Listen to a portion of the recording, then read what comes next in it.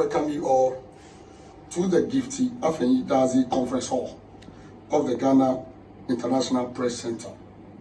Thank you for honoring our invitation. Colleagues, this is the fourth in the series of monthly press engagement we started in January this year to discuss pertinent media-related and national issues that need prompt attention and redress. Today, we have invited you here to share with you and the entire nation some pertinent issues agitating our minds on the media front and at the national level. Update on Ahmed Suale. Colleagues, we are still following the Ahmed Suale case with keen interest. Although one suspect has been arrested and is currently facing trial, many issues surrounding the case are still not clear to us. So far, our efforts to get clarity on those issues from the police have not been successful. We once again call on the police to update the public on the case through periodic findings or periodic briefings. So we call on the police to update the public on the case through periodic briefings, given the huge public interest in this case, both at the national and international levels. We wish to emphasize that our position to seek external intervention in this case has not changed. We will only shift from our position when we are totally convinced that justice is at hand. And as a result of that, we will shift from our initial position when we are totally convinced that justice is at hand. In that regard, we wish to repeat our resolve to proceed to the ECOWAS Community Courts of Justice to seek resolution of this matter. We are also prepared to take similar action in respect of our colleague and brother, Lateef Idrisu case. We are aware of the recent court hearing that subjected our brother to some cross-examination and interrogation. We are monitoring the court proceedings, and will come out as a when we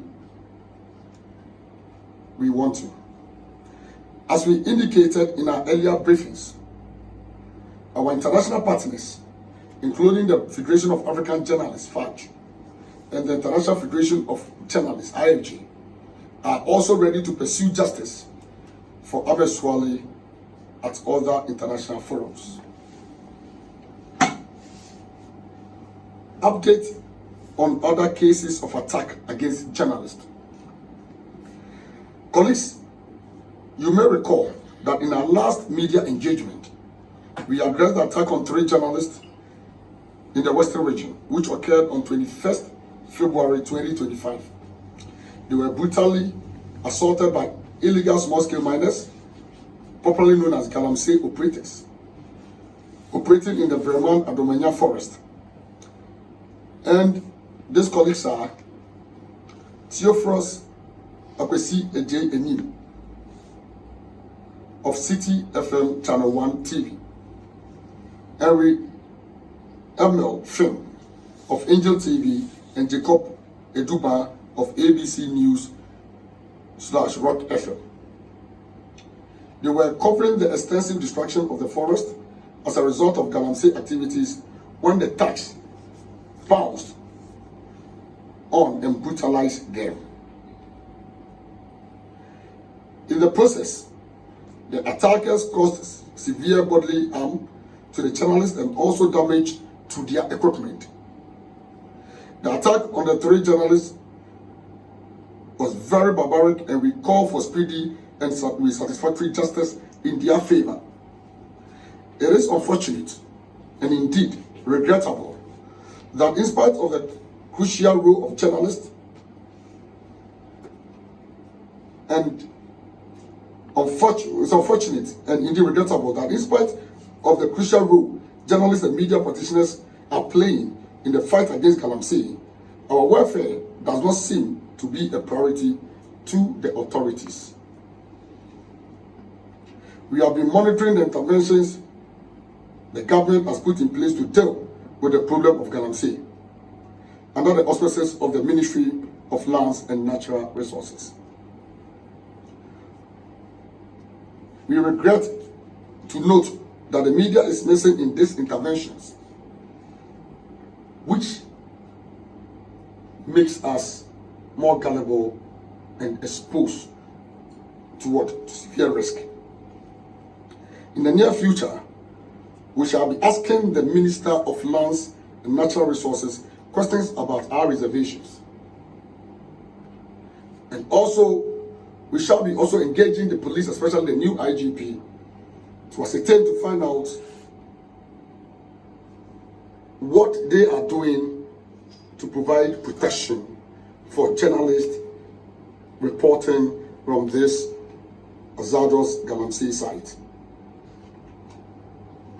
Arrest and intimidation of journalists. Colleagues, barely a month ago, operatives from the Office of the Special Prosecutor, in short OSP, detained a colleague of ours, journalist Gordon Asaribediako, for alleging that the Special Prosecutor had requested the Dumfuor government to buy a private jet for its official use. We are reliably informed that the OSP subsequently charged Asaribediako with publication of false information and communication. He was later granted bail in the sum of 5 million and has since been reporting periodically to the OSP. Colleagues, we have instructed our legal team to make immediate steps. We have instructed our legal team to take immediate steps to initiate a judicial review of the unlawful actions undertaken by the OSP, which constitute harassment of our member and clearly exceed the powers granted to the Special Prosecutor under the Office of the Special Prosecutor Act 2017 Act 959. We firmly hold the view that such an override of authority by the OSP is not only unacceptable but also illegal. Accordingly, we will seek a declaration from a court of competent jurisdiction to nullify these actions. Additionally, we have directed our lawyers to file an application for an injunction to restrain the OSP from engaging in any further act of harassment or undue interference with regards to Asaribediako and any other journalist.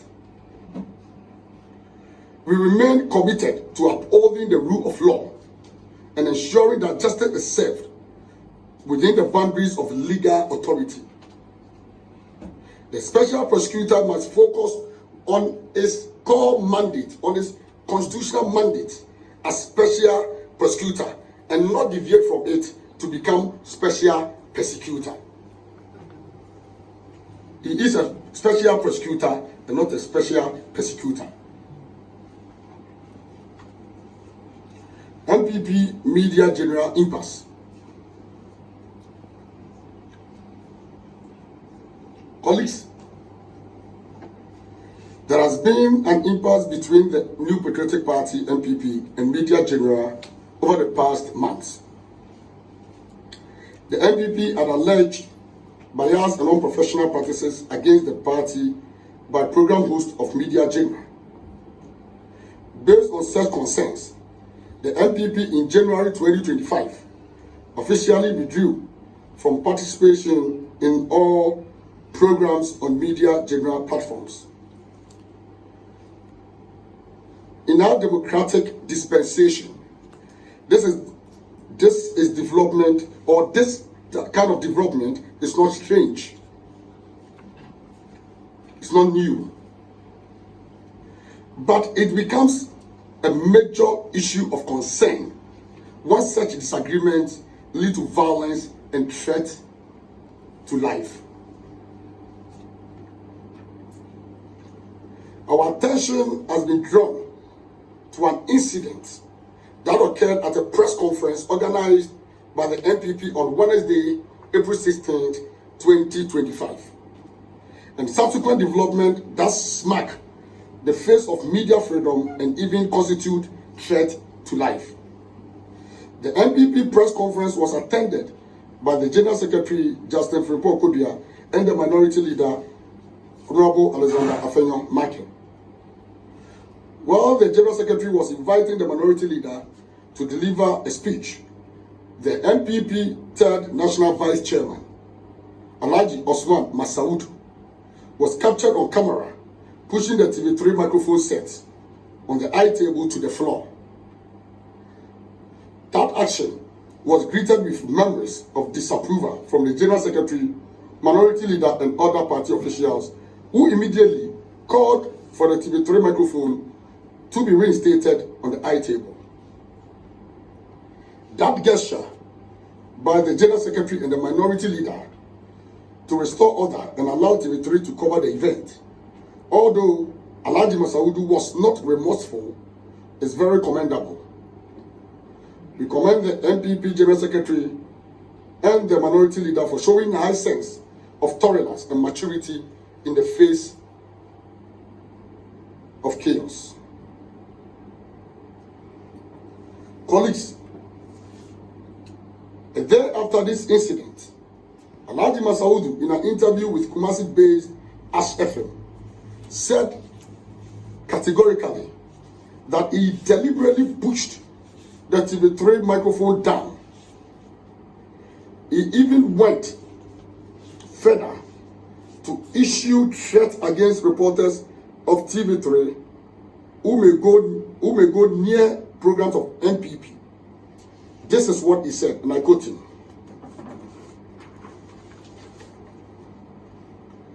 This is a warning to media general.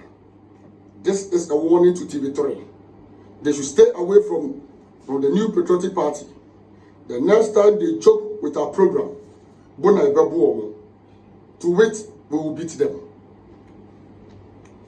We find the actions and comments of Alhaji Masaudu very reckless, reprehensive, and regrettable.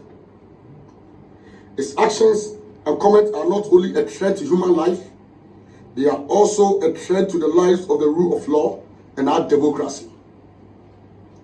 We condemn them in no uncertain terms and called on the NPP third National Vice Chairman to withdraw his reckless comment and apologize for same. We also call on well-meaning Ghanaians, civil society organizations, diplomatic missions, and the international community to demand same from Alhaji Masaudu. If the NPP third National Vice Chairman fails to withdraw those reckless comments and threats, we shall hold him responsible for any attack on TV3 reporter or reporters at the party's program or anywhere close to the party's office. And we want the whole world to likewise hold him responsible. We are informed that the management of Media General have reported the threat to the police, and we hereby call on the police to act decisively on this case. The police must not sit unconcerned. The police must not wait for the worst to happen before they act. We call on the Inspector General of Police and his team to immediately invite or cause for the arrest of what? Of the NPP third National Vice Chairman.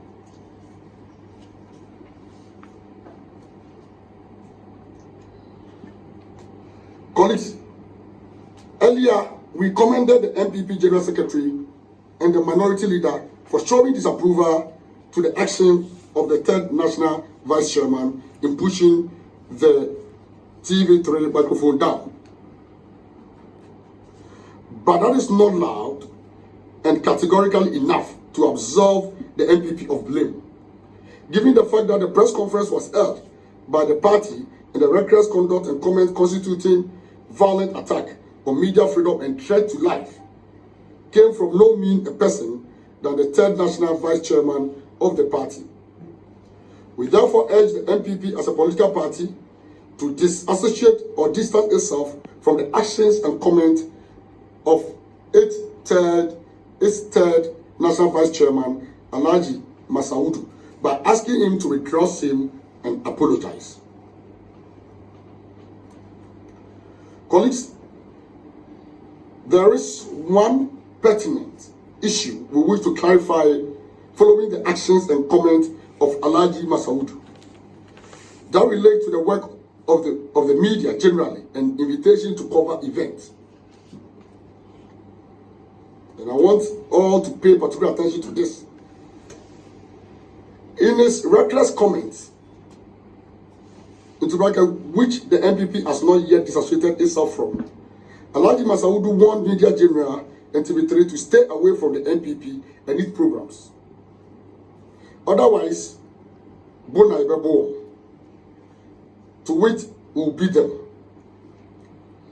We wish to make it clear that the public interest is the interest of the media, and that the media does not need any invitation to attend to the core of public interest.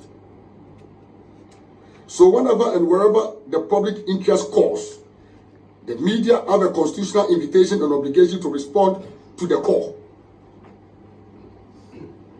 Thus, unless the matter or issue is private in nature, unless the matter or the issue is private in nature, the media, in serving the public interest and right to know, have a duty to perform its constitutional task.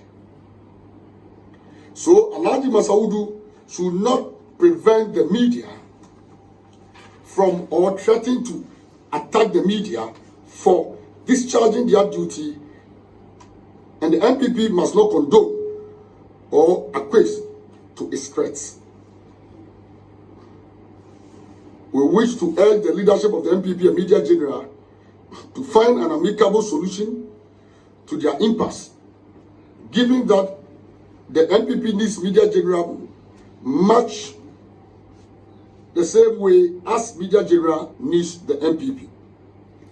In every relationship, misunderstandings may arise, but whenever they go, we must summon.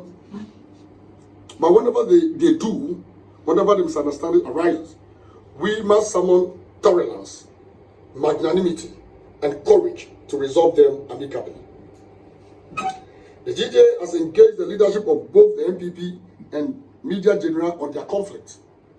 We are happy to learn that long before the attack and threat by Ahmed Suale, talks were far advanced towards reconciliation. The GJA is ready to support any cause for the resolution of feud and restoration of friendship between the two parties. Colleagues, although we must jealously protect our rights and media freedom at all times, it is very important for us to always appreciate and uphold media responsibility. That is why we urge the management of media general to ensure that their charges conform to management commitment to peace. Otherwise, their peace talks may not yield the desired results. So management of media general must ensure that while those at the administration helm are busy lighting the fire of peace and unity, those at the production realm are not busy stoking the fire of conflict and division. It is important for the media to hold duty bearers to account, but it is also imperative for the media to promote peace, not conflict, unity, not division, and tolerance, not tension. National Media Commission. Colleagues, whenever we talk about media rights, freedoms and responsibility, the regulator always comes to mind. How do we all expect the National Media Commission, which is NMC, as the regulator to sanitize the media space? Unfortunately, as we speak, there's no NMC in place for the past 5 months. The tenure of the last commission expired in December 2024. But since then, a new commission has not been inaugurated into office.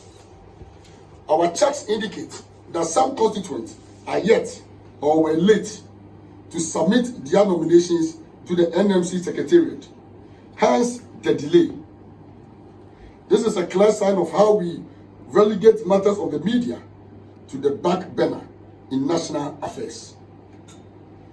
In the circumstance, we call on constituents that have not submitted their nominations to the NMC Secretariat to do so without delay in order to pave the way for the inauguration of the new commission so they can start work immediately. In the interim, we urge the NMC Secretariat to go ahead with the inauguration of nominations received so far to enable them start work while waiting for the others to join later. Whatever the case may be, the absence of the NMC in the circumstances is a dangerous and undesirable situation for the media and the nation at large.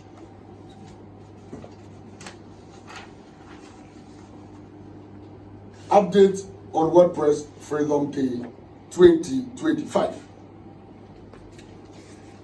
Colleagues, as we informed you in our last media engagement, we intend to commemorate WordPress Freedom Day in a unique fashion this year. Remember, last year we brought innovation to the occasion by organizing the annual ceremony in Kwabena, the Eastern Regional Capital. It was the first time in recent memory that a national commemoration of WordPress Freedom Day was held in the regions. This year we will give the occasion another touch of innovation by honoring distinguished individuals and institutions that have championed and supported the cause of media freedom and the GJA. We are preparing NS3 for the ceremony scheduled for 2nd May 2025. Ladies and gentlemen, I would like to inform you that the President of the Republic, His Excellency John Dramani Mahama, will be the special guest of honor this occasion. So we expect all our key stakeholders, friends, the media colleagues, and everyone to attach seriousness to this event and grace it on the D-Day. Colleagues, preparations, update on 4th African Media Convention. Update on 4th African Media Convention.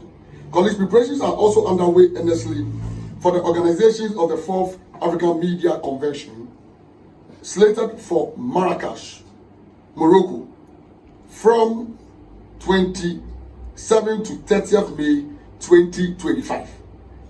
Following the highly successful organization of the 3rd African Media Convention held in Accra last year, Ghana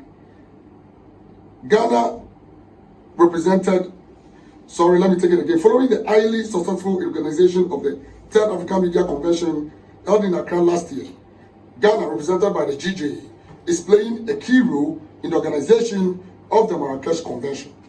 We will keep you updated on further details of the convention in subsequent engagement. But before then, the link, we'll share the link with you. Registration will end in few days, or I think in a week time. So all those who are interested and who want to be in Morocco, Marrakesh to be specific, for the 4th African Media Convention should do well to register when the link is shared. I think the MC will share the link with all of you. Issues of national concern. Colleagues, in line with our commitment to use our periodic news conference to address some national issues we deem critical today, we wish to address two major issues: Galamsey and the renewed Boko conflict. Let's first talk about Galamsey. There is no institution, I dare say, that has stayed the fight against Galamsey more than the media. The GJA has instituted an award category on the subject matter for many years now to encourage our rank and file to keep the cameras, microphones, and pens on the massive destruction of our land, water bodies, and lives by Galamsey. We shall never stop this fight until Galamsey is knocked out. We wish to commend all our comrades in the fields working hard for Mother Ghana, even at the peril of their lives. Colleagues, we have observed some positive steps by the Ministry of Lands and Natural Resources towards dealing with the Galamsey problem. We wish at this point to commend the Minister, Honorable Emmanuel Ama Kofi-Boa, for a show of commitment to the fight against Galamsey.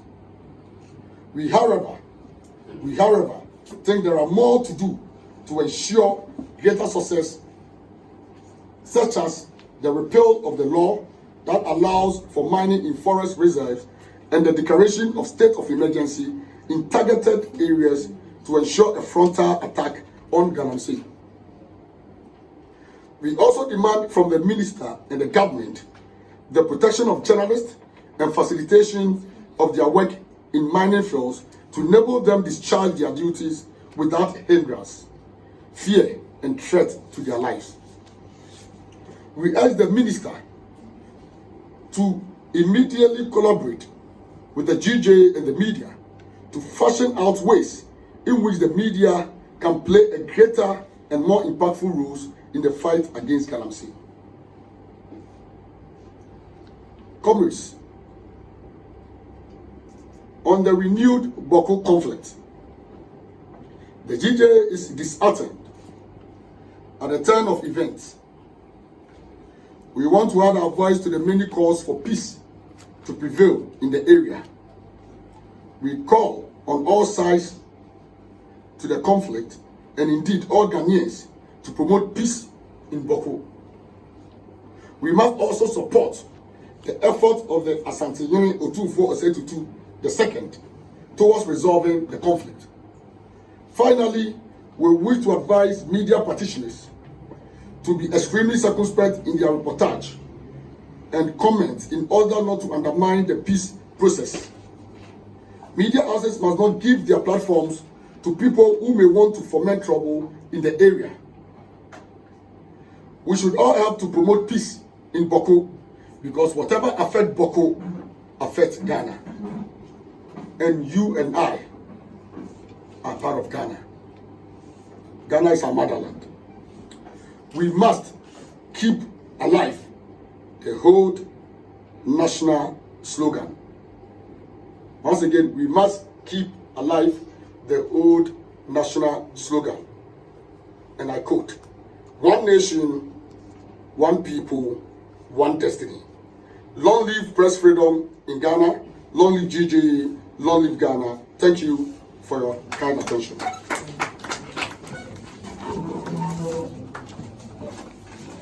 Thank you very much. Another round of applause for the President for that delivery. Thank you very much, Mr. Abdul Dumfuor, for that delivery. Was made clear that one, he cannot stop the media from discharging our constitutional mandate, what we term as public interest.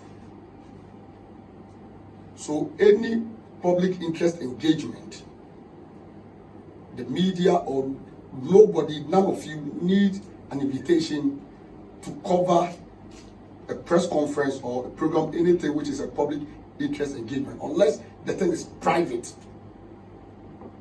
That is number one. And we have called on the police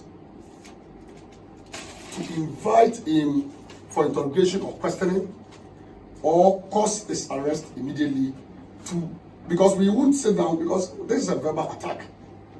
And threat, we all know threat is one of the second-degree felony in the criminal offences act.